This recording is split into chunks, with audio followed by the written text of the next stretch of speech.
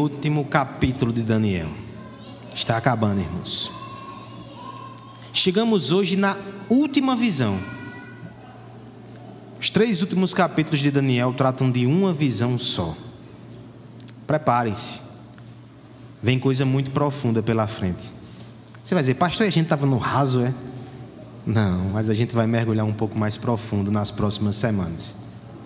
Coloquemos então nossa roupa de mergulho espiritual. Inclusive, crianças, esse é o desenho que eu gostaria que vocês fizessem. Uma roupa de mergulho profissional. Você já viu isso? Se não viu, tenta fazer aí na imaginação. E depois, quando chegar em casa, você vai perguntar a seu pai. Ou então você vai perguntar a Bela, viu, Gabi? O que é que isso tem a ver com a pregação de hoje? Por que roupa de mergulho? E ela e Rick vão ter que lhe explicar, tá certo? Esse é o desafio para casa. Vamos todos ao texto, Daniel capítulo 10. Ele é um pouco longo, lerei apenas os 3 primeiros versículos e depois a gente continua lendo ele ao longo da exposição, tá certo? Diz assim a palavra de Deus. No 3º ano de Ciro, rei da Pérsia, foi revelada uma palavra a Daniel, cujo nome é Beltesazar. A palavra era verdadeira e envolvia grande conflito. Ele entendeu a palavra e teve a inteligência da visão. Naqueles dias eu, Daniel, pranteei durante 3 semanas. Manjar desejável não comi, nem carne, nem vinho entraram na minha boca. Nem me ungi com óleo algum, até que se passassem 3 semanas inteiras. Vamos pedir que o Senhor nos dê graça para entender a sua palavra e ouvir a sua voz nessa noite. Pai bendito, nós estamos aqui diante do Senhor com um coração muito grato, Pai. Como é bom participar do culto ao Senhor. Como é maravilhoso separar esse tempo da nossa semana para cantar junto com a Tua igreja, para lembrar de como Tu és bom e maravilhoso. Mas sabemos que esse momento ele é muito especial, Senhor. Nós não queremos ir para casa sem ouvir a Tua voz. Queremos ouvir, queremos ser transformados pela Tua palavra. Homem nenhum pode fazer isso, somente o Espírito de Deus. E nós te pedimos que o Espírito fale através da palavra, em nome de Jesus. Amém. Se você já olhou no seu boletim, já percebeu algumas informações geográficas interessantes aí. Eu vou transmiti-las agora. Há um lago na Rússia chamado Baikal. Fica lá para as bandas da Sibéria. Não sei se você já foi ou se tem interesse de ir. É bem frio. Esse lago ele é muito interessante por vários motivos. Um deles é porque ele contém 20% da reserva de água doce de todo o planeta Terra. Você vai dizer, qual é o tamanho desse rio? A questão não é nem a sua largura, a sua extensão, é a sua profundidade. Em alguns lugares, ele atinge 1.680 metros. É muito, irmãos. Para mim, 2 metros já é complicado. Imagine só 1.680. Eu acho que nem o diácono Everaldo ficaria confortável nessas alturas. Mas é interessante que esse não é o lugar mais profundo do mundo criado. Você já ouviu falar na Fossa das Marianas? A Fossa das Marianas, ali no oceano, ela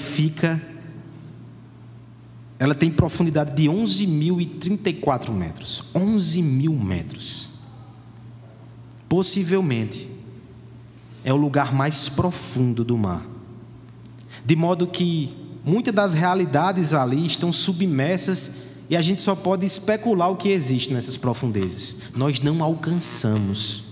Não é possível alcançar o fundo desse mar. E se isso diz respeito ao mundo que foi criado por Deus, o que poderíamos dizer então a respeito da profundidade do ser, dos atributos e das obras daquele que criou todos os oceanos, todos os lagos e toda a extensão do cosmos? Muitas vezes nós tratamos a divindade como um laguinho raso. Parece que a gente já tem muita familiaridade com as coisas de Deus. Lidamos de forma mecânica e fria com aquilo. Parece que a gente já domina. Que engano, irmãos. Muitas vezes nós enxergamos Deus como um mar bravio, quando não conseguimos o controlar e quando em alguns momentos somos colocados diante dos mistérios da profundidade do seu ser. Mas mesmo nesses dias e nesses momentos, nós não chegamos nem a triscar na profundidade daquele que tem a existência totalmente superlativa. Nada, nem ninguém é tão profundo quanto o nosso Deus. É uma profundidade que não pode ser medida, sequer estimada. Mas ela pode e é conhecida, porque ela é revelada. O Senhor, Ele tem espalhado um pouco daquilo que Ele é, do conhecimento de si mesmo, na sua revelação.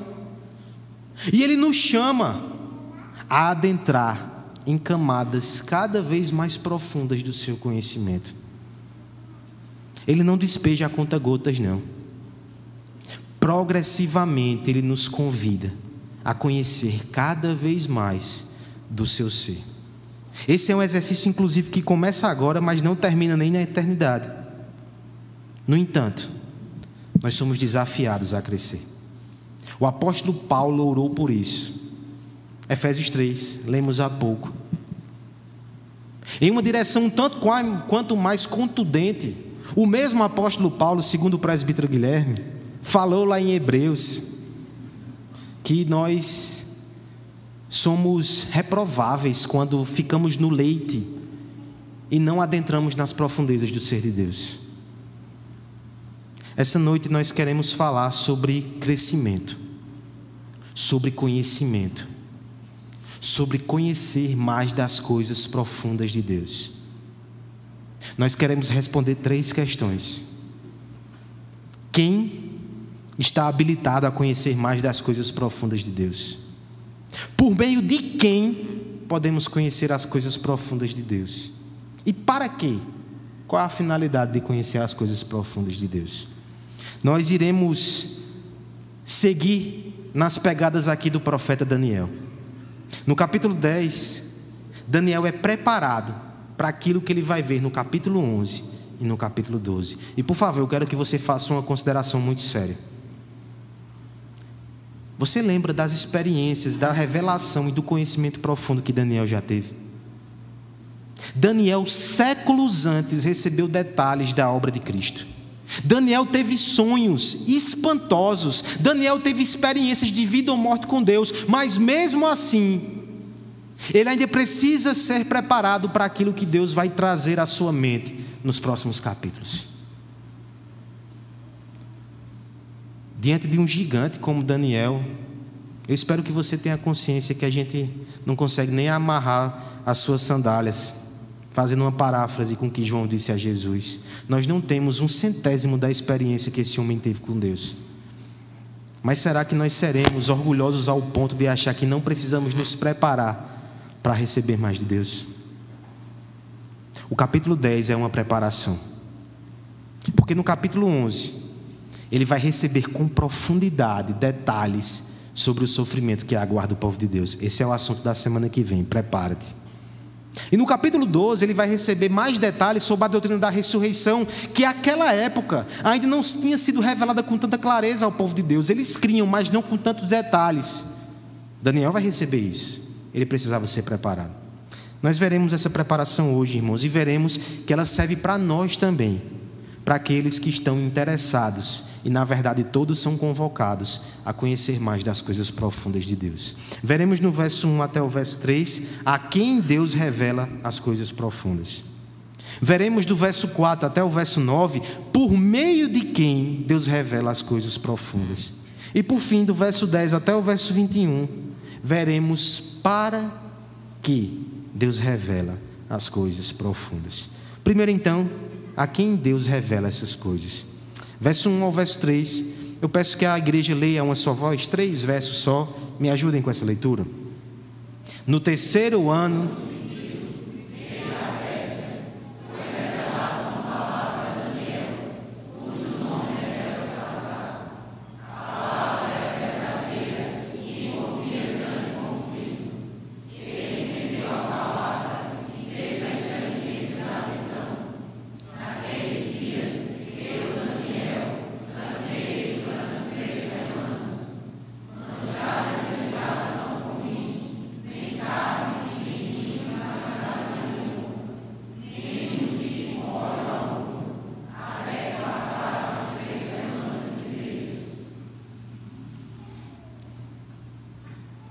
Você já imaginou ter que trabalhar 50 metros até 300 metros de profundidade no mar?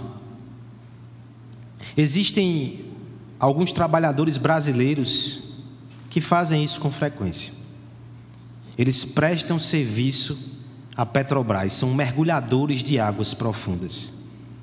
Esses homens, para fazer esses mergulhos, onde eles fazem reparos em dutos, eles recolhem câmeras que gravam no fundo do mar, eles fazem várias atividades, mas para que eles possam executar o seu trabalho, eles passam cerca de 28 dias submersos, porque é um processo muito vagaroso.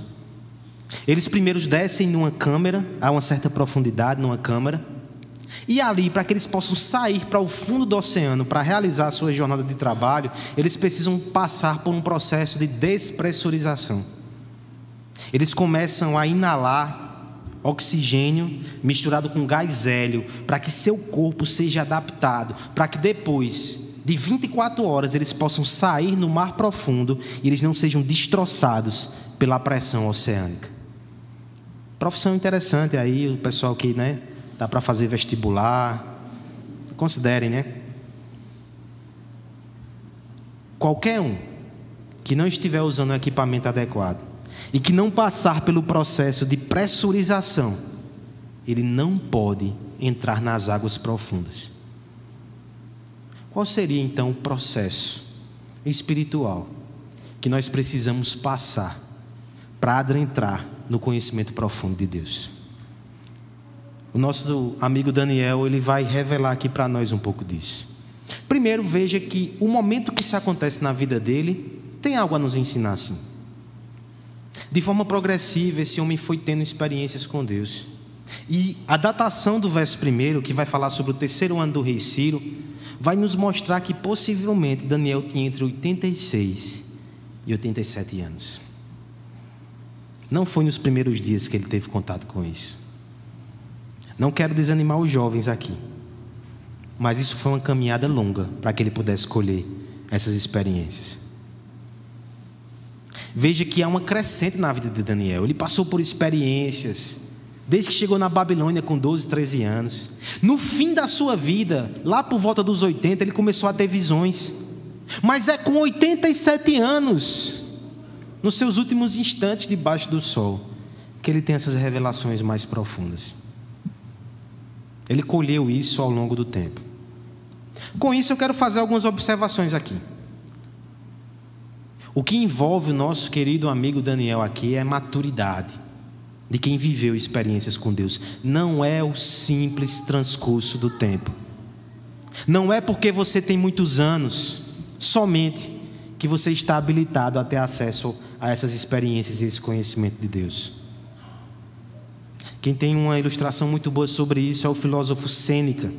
Num livro pequenininho chamado Brevidade da Vida, ele diz assim: não julgues que alguém viveu muito por causa das suas rugas e cabelos brancos. Ele não viveu muito apenas porque existe há muito tempo. Julgas que navegou muito aquele que, tendo se afastado do porto, foi pego por violenta tempestade e errante ficou à mercê dos ventos, ao capricho do furacão, sem no entanto sair do lugar? Ele não navegou muito, apenas foi acossado. Não é simplesmente ter mais idade, é ter mais experiência, mais vivência com Deus. Nesse sentido, deixa eu dar uma palavra aos mais jovens também. É possível avançar nisso, sem ignorar a progressão, sem ignorar a experiência que vem com o tempo, mas é possível crescer nisso. Davi, lá no Salmo 119, verso 99 e verso 100, vai dizer: compreendo mais do que todos os meus mestres, porque medito nos teus testemunhos. Sou mais prudente que os idosos, porque guardo os teus preceitos. No fim, não é uma questão meramente de idade, é uma questão de maturidade. O que você viveu com Deus, como você viveu, como você absorveu e o que você passou. E nesse sentido, irmãos, todos nós aqui, independente da idade, independente do tempo que temos com Deus, somos desafiados à maturidade. Sem maturidade, não é possível crescer. Mas existem outros elementos aqui no texto. A maturidade fala sobre algo que cresce, mas também tem algo que permanece: a dependência de Deus. Perceba essa dependência aqui no relato do profeta. Primeiro, no relato 1, há um detalhe muito interessante que eu não quero que você deixe passar batido. Vai dizer que Daniel recebeu essa mensagem no 3º ano de Ciro, rei da Pérsia. E vai dizer Daniel, cujo nome é Beltesazar. Quanto tempo faz que a gente não ouvia esse nome? Beltesazar. Sabe por que ele aparece aqui de novo? É o último relato de Daniel. É um detalhezinho no texto para mostrar que ele não esqueceu quem ele era. Mudaram o seu nome para um nome babilônico, mas ele continua sendo aquele que tem a fé dos hebreus, que tem a identidade do povo de Deus. Ele permanece dependente do Senhor, inclusive com atos concretos que revelam isso. Veja no verso 3, e veja como isso não parece com o capítulo 1 de Daniel. Veja que fechamento lindo da história desse servo de Deus. Ele não comeu manjar desejável, ele não comeu carne nem vinho. Lembra de Daniel capítulo 1? Ele encerra o ciclo da mesma forma, privando-se para fins espirituais, mostrando que mesmo tendo vivido muita coisa, ele não é daqueles que acha que não tem mais nada a viver, que não tem mais nada reservado para ele com Deus, que faz pouco caso das disciplinas espirituais. Até o final da sua jornada, esse homem continua dependente de Deus. Ele está buscando, ele está clamando, ele está dependendo do Senhor. Irmãos, independente do que vocês já tenham vivido com o Senhor, não estagne. Até o final, até o último dia da sua vida, busque ao Senhor, dependa do Senhor, faça uso dos meios de graça. Daniel tinha então maturidade, dependência, e há um terceiro elemento final, o equipamento para mergulhar, que une essas duas coisas. Como é possível alguém crescer e não deixar de ser dependente? É porque nós temos o elemento central aqui do quebrantamento. O verso 2 vai dizer que Daniel, ele pranteou por 3 semanas antes de receber aquela revelação. Por quê, irmãos? Muito possivelmente a datação vai nos dar uma boa pista do que acontecia aqui. No ano 1 do rei Sírio, o povo de Deus foi autorizado a voltar para Jerusalém. As orações do profeta foram atendidas, o sonho dele está se realizando. Acontece que, no ano 2 do rei Sírio, a reconstrução do templo, ela foi interrompida. Houve uma articulação política ali, houve um novo decreto que impediu o povo de Deus de continuar na obra de restauração. Aquela notícia possivelmente chegou ao coração do profeta idoso. Ele nem foi para Jerusalém, talvez ele não tivesse mais idade para fazer essa viagem. Talvez ele precisasse continuar ali, servindo ao Senhor no palácio, em prol do seu povo. Mas aquelas notícias, o desânimo do povo, o enfraquecimento daquela empolgação inicial, aquilo acertou o coração do profeta. E o que é que ele faz, irmãos? O que é que você faz quando as coisas não acontecem segundo você queria, inclusive na igreja? Daniel não reivindica, Daniel não protesta, Daniel jejuma, Daniel se quebranta, Daniel clama ao Senhor. Vai dizer que ele não passou nenhum unguento, nenhum perfuminho ele passou. 3 semanas naquele clima árido da Babilônia. Difícil. Mas ele está querendo revelar ali com atos externos como o seu coração estava quebrado e compungido diante de Deus. Talvez se fôssemos um de nós, chegando para um irmão tão idoso assim: irmão, você não tem mais idade para isso não. Vá comer uma carninha, vá tomar um banho. Não precisa estar quebrantado dessa forma não. Não precisa estar se dedicando ao Senhor desse jeito não. Homem de Deus, você é um santo do Senhor, porque está tão quebrantado? Mas entenda, irmãos, foi essas lágrimas de quebrantamento, foi esse coração humilde e dependente que fez esse homem maduro para receber aquilo que Deus daria a ele. Parece outro homem na Escritura que tinha uma vida já de serviço a Deus, mas que com certa idade precisou passar por provações E no final do seu relato ele vai dizer: antes eu te conhecia só de ouvir falar, mas agora os meus olhos te veem. Jó. Muitas das situações que nos acometem, irmãos, são convites de Deus.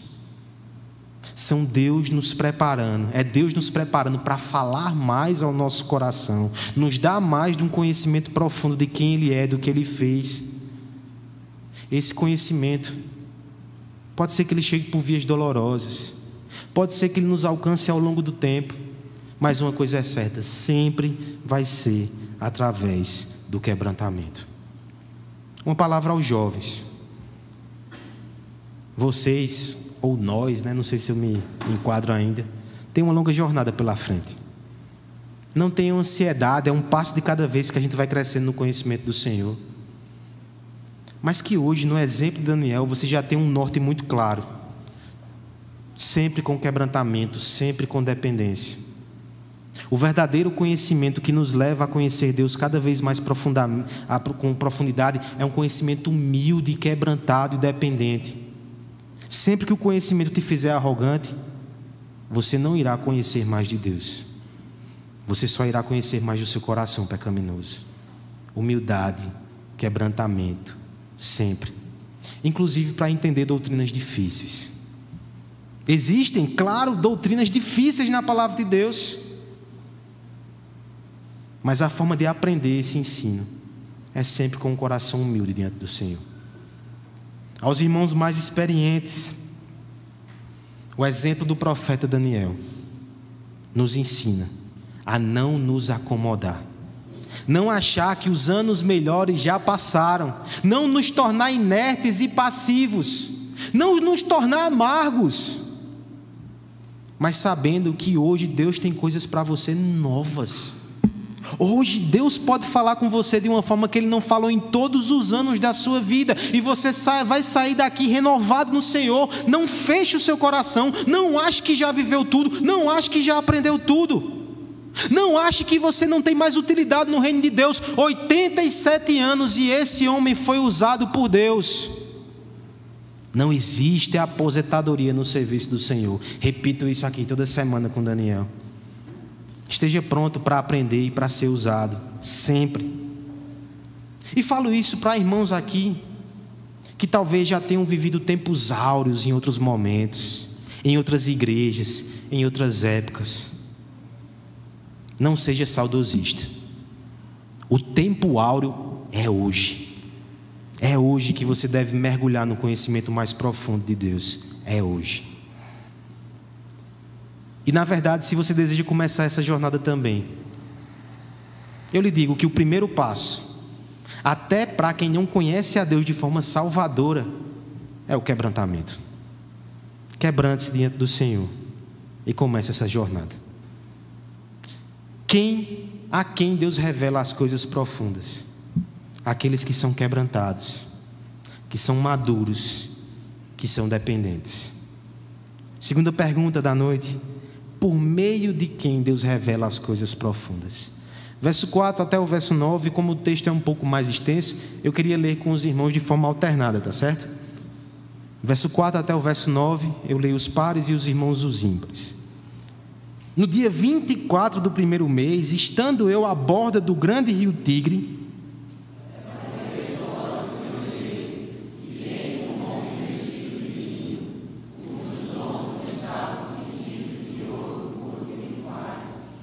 o seu corpo era como berilo, o seu rosto como um relâmpago, os seus olhos como tochas de fogo, os seus braços e os seus pés brilhavam como bronze polido, e a voz das suas palavras era como o estrondo de muita gente.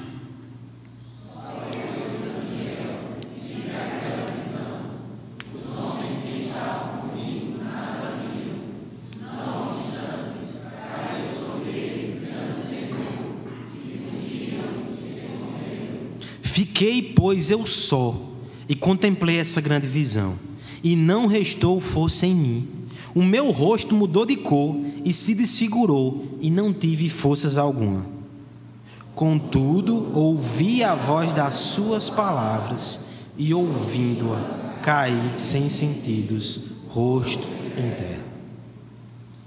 Os mergulhos profundos, que compreendem distâncias de 50 a 300 metros de profundidade, são sempre feitos com 2 mergulhadores. É uma questão de segurança. Ninguém pode entrar sozinho no mar profundo.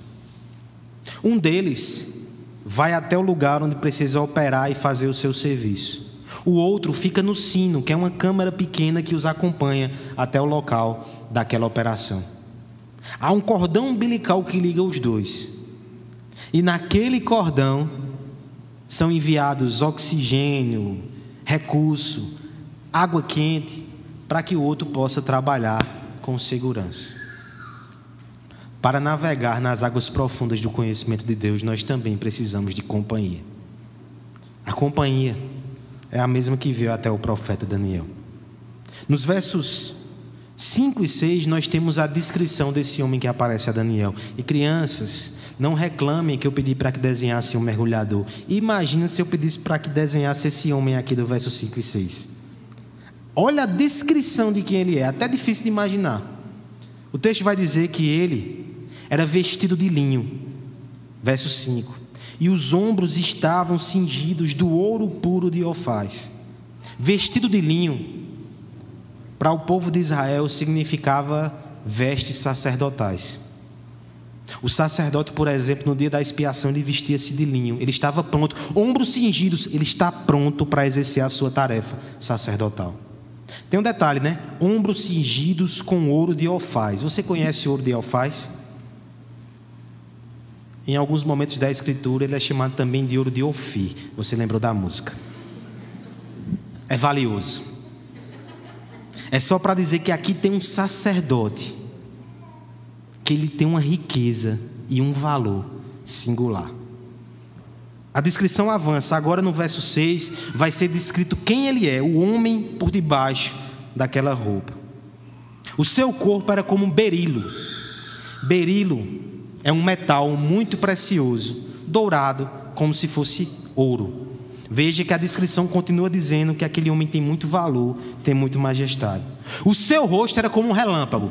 Já pensou desenhar isso? Rosto de relâmpago. É como se fosse algo tão temível que o profeta não conseguia olhar para os seus olhos e para o seu rosto. Os seus olhos, na verdade, são como tochas de fogo. Penetram, prescrutam. São capazes de enxergar na maior escuridão. Dentro dessa descrição você já começa a imaginar quem é esse homem, né? Tem mais. Os seus pés brilhavam como bronze polido. Ele é forte. É uma força bélica, ele marcha. A sua voz, ela estronda como a voz de muita gente. A autoridade manda das suas palavras. Um comentarista vai dizer aqui que é como se Daniel, nessa descrição aqui, ele esgotasse, ele exaurisse todo o seu vocabulário de joias preciosas, de elementos da natureza. Ele usa tudo que ele pode para descrever esse homem. Quem é esse homem, meus irmãos? Aí dá vontade de dizer Jesus, né? É interessante que essa descrição parece muito com a descrição de Ezequiel, capítulo 1. Leia em casa depois. Uma descrição semelhante é feita de um homem que governa o trono de Deus na Babilônia. Uma descrição ainda mais parecida está em Apocalipse, capítulo 1, dos versos 12 ao 16. Se puder projetar aí, olha só como essa descrição parece. Voltei-me para ver quem falava comigo, e voltado vi 7 candeeiros de ouro, e no meio dos 7 candeeiros, um semelhante ao Filho do Homem. Apocalipse 1:12. Um semelhante ao Filho do Homem, com vestes talares e cingido, a altura do peito com uma cinta de ouro. A sua cabeça e cabelos eram brancos como a alva lã, como neve, os seus olhos como chama de fogo, os pés semelhante ao bronze polido, como que refinado numa fornalha, a voz como voz de muitas águas. Tinha na mão direita 7 estrelas, e da boca saía-lhe uma afiada espada de 2 gumes. O seu rosto brilhava como o sol na sua força. Quem é esse, irmãos? Quem é esse que aparece a João, que aparece a Ezequiel, que aparece a Daniel? Eu não tenho dificuldade de dizer que é Cristo. Alguns estudiosos têm. Eu vou explicar daqui a pouco por quê. Mas fica muito claro pela teologia bíblica que Daniel, nos seus instantes finais, ele viu Cristo pré-encarnado. Isso é maravilhoso e é impressionante. O idoso também, João, vê isso no final da sua vida. Imagine Daniel, que viu antes de Cristo ser encarnado. Veja que imagem forte, veja que imagem maravilhosa. É o próprio Cristo que vem até ele como sacerdote. Essa revelação, ela é muito forte, ela é muito particular, de modo que o texto vai dizer no verso 7 que só ele conseguiu ver. Os seus amigos que o acompanharam não viram, mas ouviram algo o suficiente que perceberam foi para sair correndo. Eles saíram correndo, só Daniel ficou. Talvez, se não fossem do povo de Deus, é porque de fato a carne não consegue ver o que é espiritual. Mas poderiam ser servos de Deus também, mas que não estavam preparados como Daniel para ter aquela visão de Cristo. Não sabemos. Daniel viu, mas Daniel não pode se achar por causa disso. Olha como ele reage àquela visão. O verso 8 vai dizer: fiquei, pois, só e contemplei a grande visão, e não restou força em mim. Ele desfaleceu. Vai dizer que ele mudou o rosto de cor. Vai dizer que ele ficou desfigurado e não retive força alguma. Ele diz de novo: eu fiquei sem força. E quando eu ouvi a voz dele, aquela voz como se fosse muitas vozes, muitas águas, Daniel cai de cara no chão com o rosto em terra. Se acha não, Daniel? Mesmo que você tenha muita experiência com Deus e que você tenha sido escolhido para ver a Cristo, você não é superior, não. Você ainda é carente, necessitado, e você não consegue suportar a glória de Deus. Isso é um lembrete para todos nós, irmãos, para que nós nunca subestimemos o conhecimento e a revelação de Cristo. A gente nunca vai conseguir olhar Ele de cima. A gente nunca vai poder olhar uma pregação, uma exposição, um ensino que fala de Jesus e dizer: isso aí eu já conheço. Se nós tivéssemos acesso a um pouco mais da glória de Deus revelada em Cristo, nós cairíamos no chão. Nós não somos suficientes para esse conhecimento. Nós não somos suficientes para o conhecimento de Deus. Por isso que Ele vem através de Jesus. Nós precisamos disso. Às vezes, nem mesmo líderes conseguem entender isso da forma adequada. Eu me lembro da minha época de conclusão de curso lá em Recife.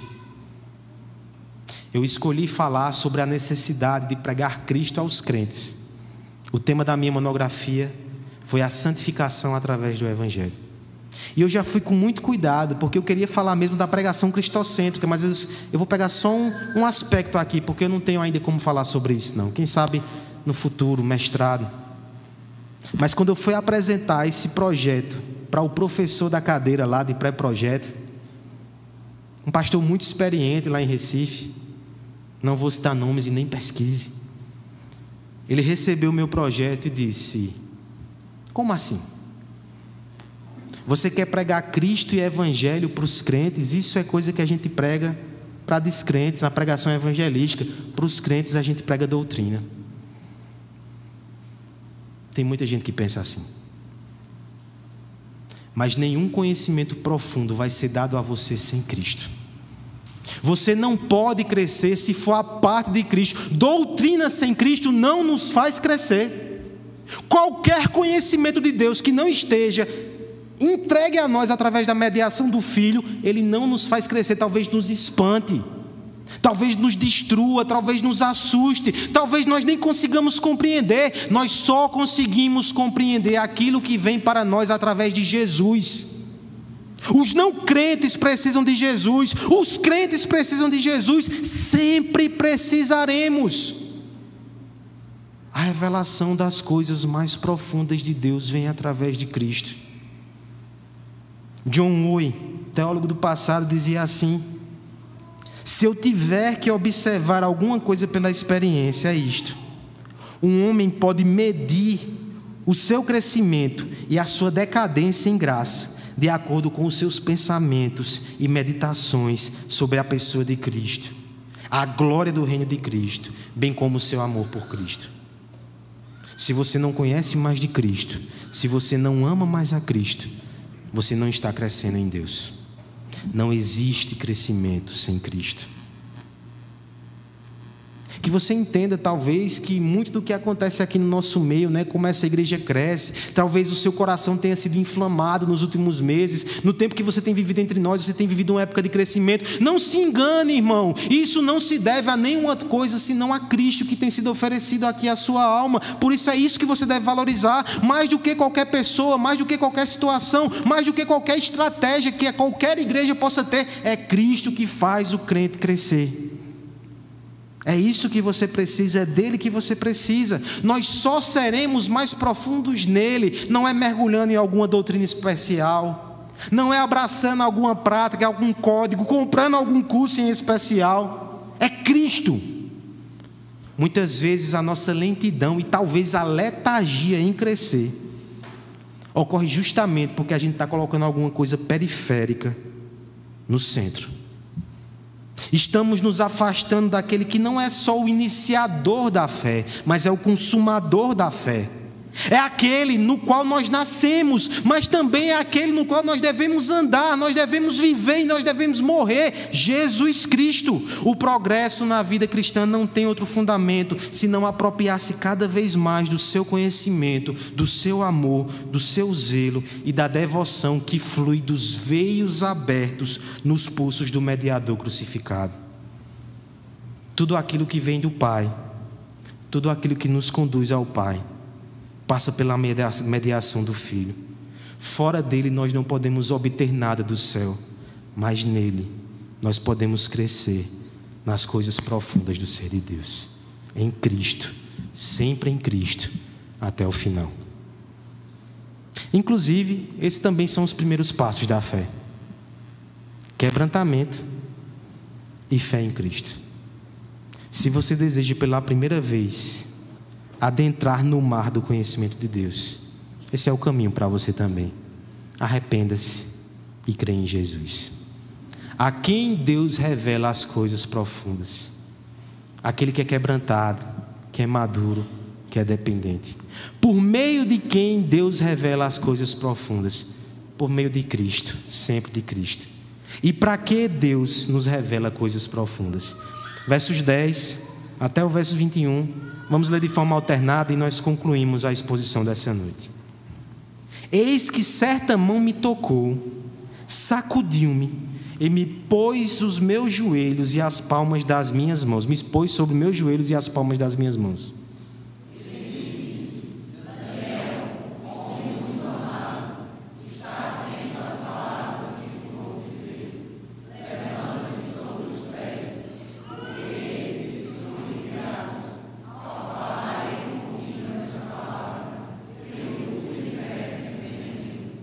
Então me disse: não temas, Daniel, porque desde o primeiro dia em que aplicaste o coração a compreender e a humilhar-te perante o teu Deus, foram ouvidas as tuas palavras, e por causa das tuas palavras é que eu vim.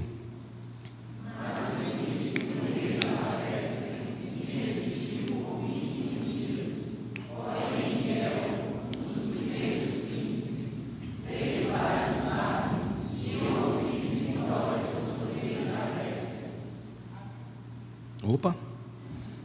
Agora vim para fazer-te entender o que há de suceder a teu povo nos últimos dias, porque a visão se refere a dias ainda distantes.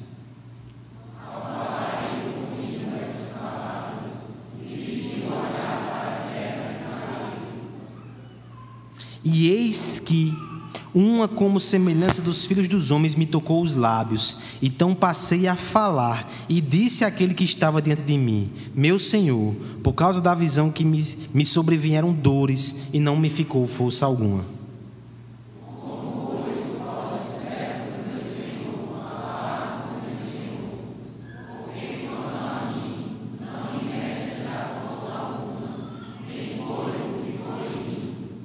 Então me tornou a tocar aquele semelhante a homem e me fortaleceu.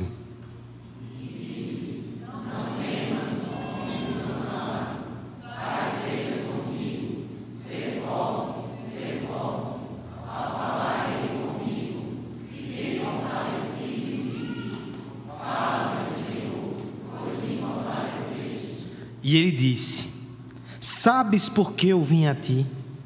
Eu tornarei a pelejar contra o príncipe dos persas, e saindo eu, eis que virá o príncipe da Grécia. Mas eu te declararei o que está expresso na Escritura, da verdade. E ninguém há que esteja meu lado contra aqueles, a não ser Miguel, vosso príncipe. É importante saber por que se mergulha. Pesquisando sobre mergulhadores, essa semana eu li sobre isso, né? Uma coisa puxa a outra. Fui parar numa reportagem de 4 de abril de 2001, na revista Isto É, intitulada Sob Impacto Profundo.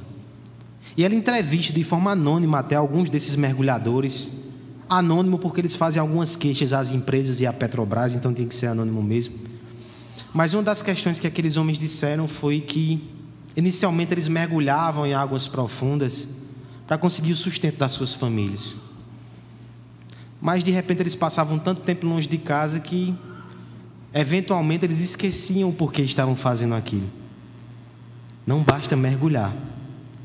Nós precisamos saber porquê. E nós precisamos lembrar disso. Esse é o centro desse texto, irmãos.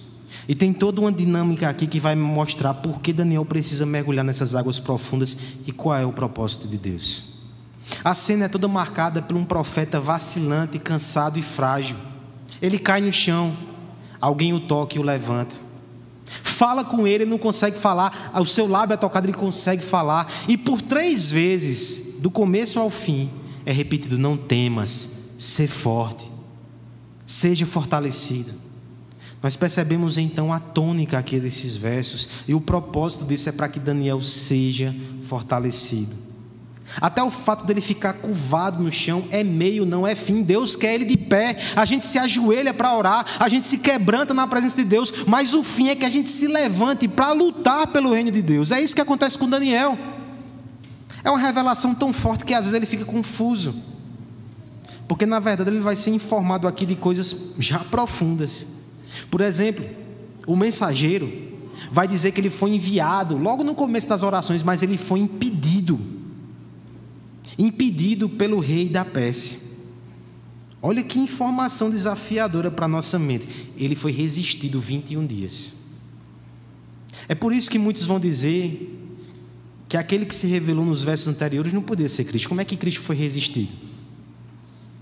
Eu conheço um Cristo que foi até crucificado, né? Por isso não seria exatamente a exclusão, mas eu creio que aqui são 2 figuras diferentes. Pode ver que no começo do verso 10 vai dizer: eis que certa mão me tocou. Daniel está dizendo, é outra pessoa aqui, é outra mão que me tocou. Este aqui é descrito como aquele que se parece com o Filho do Homem 2 vezes no texto. Capítulo 9 a gente viu que essa é a descrição do anjo Gabriel. Possivelmente Cristo aparece como o sacerdote que intercede, e o anjo Gabriel, o profeta que entrega a mensagem.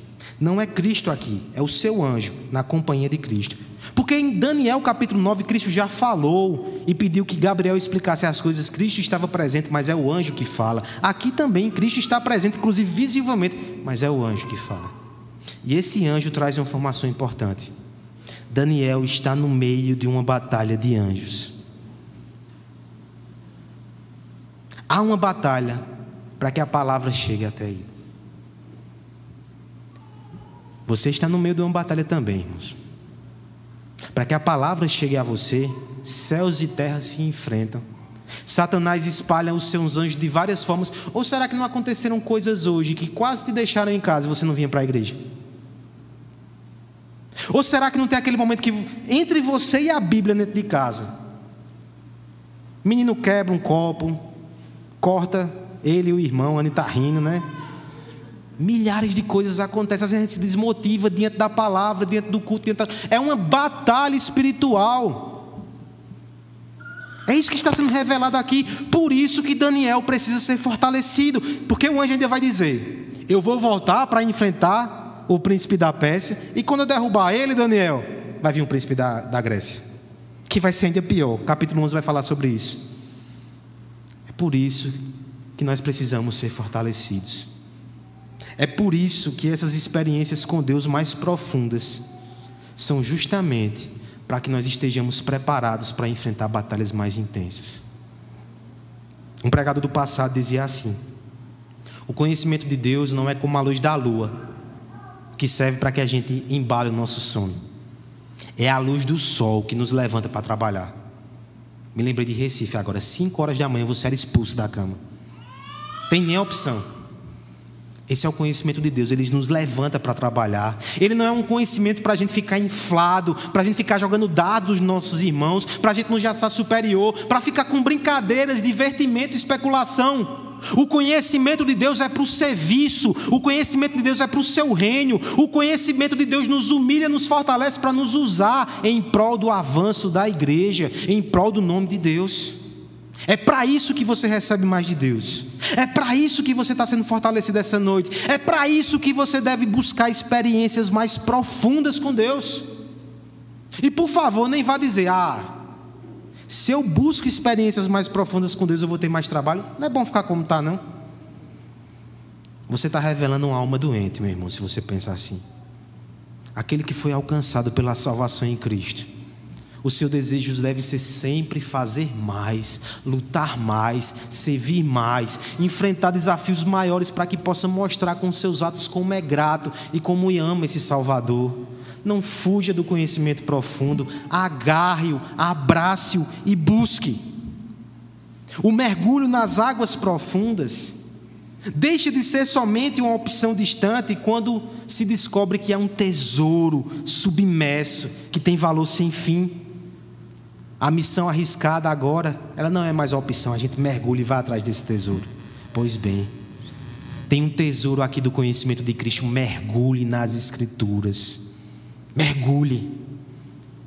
O mergulho profundo também deixa de ser uma opção quando é uma convocação para uma missão, um resgate de salvamento. Pois bem, irmão, Deus nos convoca nessa noite para mergulhar mais fundo, para poder ser usado de forma mais profunda. Seja convocado e cresça no Senhor. Eu encerro com a palavra de advertência que vem de C.S. Lewis. Livro Peso de Glória, está indicado no boletim. Há um discurso ali nesse livro chamado Ato Falho, onde ele faz toda a sua reflexão no momento que ele vai fazer uma oração. Ele se confunde. Quem nunca se confundeu? Ele diz assim: Senhor, me ajuda para que eu não fique muito apegado nas coisas espirituais e esqueça as coisas materiais. Você percebe o ato falho? Era para ele dizer o contrário, né? Mas ele vai dizer que aquilo revelou um pouco do seu coração. Eu creio que a psicologia explica alguma coisa nesse sentido, né, Camila? Ele percebeu que na verdade aquilo diz muito sobre ele. Ele tenta se envolver com as coisas de Deus o mínimo possível. Ele não quer ser um extremista. Ele sabe que tem um custo quando a gente conhece mais de Deus. E ele usa até a seguinte ilustração: ele se aproxima daquele mar que é a divindade, e ele tem uma recorrente tentação. Ele não quer mergulhar, ele não quer nadar, ele não quer boiar, ele quer somente pisar, respingar a água. Com muito cuidado para não sair da parte mais rasa, ele se segura numa corda de salva-vidas que fica ali na beira. Mas ele vai dizer que isso é perigoso, porque o mar nos atrai e a corda de salvação pode nos enforcar. Melhor do que se segurar nela é aprender a nadar. Deus te chama nessa noite para aprender a nadar. Há mais conhecimento de Cristo para você. Há mais capacitação para você. Há mais coisas para fazer. Há um reino para avançar. Há pessoas para abençoar. Há perdidos que devem ouvir a mensagem da salvação. Há uma igreja que nós devemos trabalhar para que ela cresça e se fortaleça. E você não vai fazer isso se você ficar só no raso. Mergulhe. Aprenda a nadar. A profundidade não deve ser evitada, mas ela deve ser buscada com segurança, usando sempre as vestes de quebrantamento, na companhia de Cristo, aquele que doma as tempestades, e com os objetivos corretos, rejeitando a especulação orgulhosa, mas procurando o conhecimento para lutar pelo reino, para servir ao Salvador. Conheça e sirva. Conheça, se renda e trabalhe em prol do reino de Deus. Eu quero te convidar nesse instante a fazer uma oração. Uma oração desafiadora. Só faça se você tiver coragem. Peça a Deus que te ajude a conhecer mais dele de forma profunda. Mesmo que isso implique enfrentar tempestades. Mesmo que isso implique tirar da zona de conforto. Mesmo que isso implique na responsabilidade de servir, de trabalhar e de lidar com situações difíceis. Mas se gaste para Cristo. Não tenha medo de se gastar por aquele que entregou até seu último suspiro para comprar a sua salvação. Faça essa oração. Inclusive, se você deseja começar uma vida com o Senhor hoje, curva sua cabeça e ore comigo. Pai bendito, nós estamos aqui nessa noite porque o Senhor nos trouxe. E nós ouvimos, Pai, o que o Senhor desejou falar pela Tua palavra. A começar de mim, Senhor, me sinto desafiado por aquilo que o Espírito falou nessa noite. Quão facilmente nós nos acomodamos com o conhecimento que temos, mas ele é nada, Senhor. O que são anos e anos de estudo, de seminário, de experiência cristã dentro da infinidade de quem Tu és, Pai. Nós somente tocamos as orlas do Teu conhecimento. Ó Senhor, não permite que nenhum aqui se acomode, mas que todos nós tenhamos aquele desejo inflamado no coração de conhecer mais, para Te servir mais, Senhor. Nos fortalece pela Tua palavra, por meio de Cristo. Nos desafia, Senhor. Mesmo que por caminhos às vezes dolorosos, queremos mais de Deus na nossa alma. Queremos nos entregar mais a Deus. Rompe a nossa inércia. Chacoalha a nossa existência. Nos arranca, Pai, de onde estamos. Nos ajuda a ir mais fundo nesse conhecimento bendito. Eu clamo ainda por aqueles que estão olhando esse mar de longe. Que eles entendam que o Senhor é inevitável. Um dia todas as águas correm para esse oceano. Que eles corram hoje em quebrantamento, em adoração, em fé em Cristo, Pai. Que se rendam a Ti e que comecem essa jornada junto conosco, rumo às profundezas do Teu ser, através de Jesus. Salva, Senhor. Salva. No nome de Jesus é assim que oramos. Amém. Dê a bênção, meus irmãos. Que a graça do nosso Senhor e Salvador Jesus Cristo, que o amor de Deus, o nosso Pai, que a comunhão do Espírito seja com todos nós, povo de Deus aqui reunido, desde agora e para sempre. Amém.